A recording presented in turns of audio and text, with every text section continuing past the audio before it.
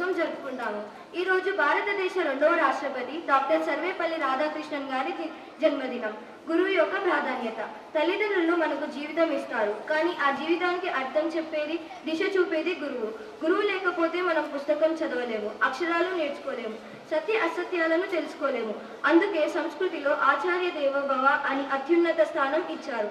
గురువులు మనలోని ప్రతిభను వెలికి తీస్తారు, మనల్ని ఒక మంచి మనిషిగా తీర్చిదిద్దుతారు. మనల్ని విజయవంతమైన డాక్టర్, ఇంజనీర్, సైనికుడు, నాయకుడు, కళాకారుడు ఏదైనా కావచ్చు. కానీ ఈ విజయానికి వెనుక ఉన్న అసలు కారణం మన గురువు బోధన. గురువుల త్యాగం. గురువులు కొవ్వొత్తిలా ఉంటారు. వారు తాము కరిగిపోయిన విద్యార్థుల భవిష్యత్తును వెలిగిస్తారు. చాలాసార్లు తమ కుటుంబాన్ని, తమ సుఖ సౌకర్యాలను పక్కన పెట్టి విద్యార్థుల కోసం శ్రమిస్తారు.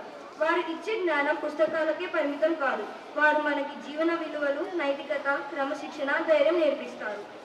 గురువు విద్యార్థి సంబంధం అనేది పవిత్రమైనది. విద్యార్థి కష్టాల్లో ఉన్నప్పుడు గురువు ధైర్యం చెబుతాడు, విజయాల్లో ఉన్నప్పుడు ప్రోత్సహిస్తాడు, తప్పులు చేసినప్పుడు సరిదిద్దుతాడు. ఈ సంబంధం జీవితాంతం కొనసాగుతుంది. మన చరిత్రలో ఎన్నో ఉదాహరణలు ఉన్నాయి. చాణక్యుడు లేకపోతే చంద్రగుప్తుడు సామ్రాజ్యాధిపతి కాలేడు. ఆచార్య ద్రోణుడు లేకపోతే అర్జునుడు మహావీరుడు కాలేడు. రామకృష్ణ పరమహంస లేకపోతే వివేకానందుడు ప్రపంచానికి మార్గదర్శకుడు కాలేడు. ఇవన్నీ గురువు మహత్తును మనకు చూపిస్తాయి. మన విజయానికి మూలం గురువులే. ఈ రోజు మనం ప్రతి గురువుకి కృతజ్ఞతలు చెప్పుకోవాలి. గురువు ఇచ్చే బోధన, చూపే దారి, చేసే త్యాగం ఎప్పటికీ విద్యార్థులకు మర్చిపోలేని రుణం.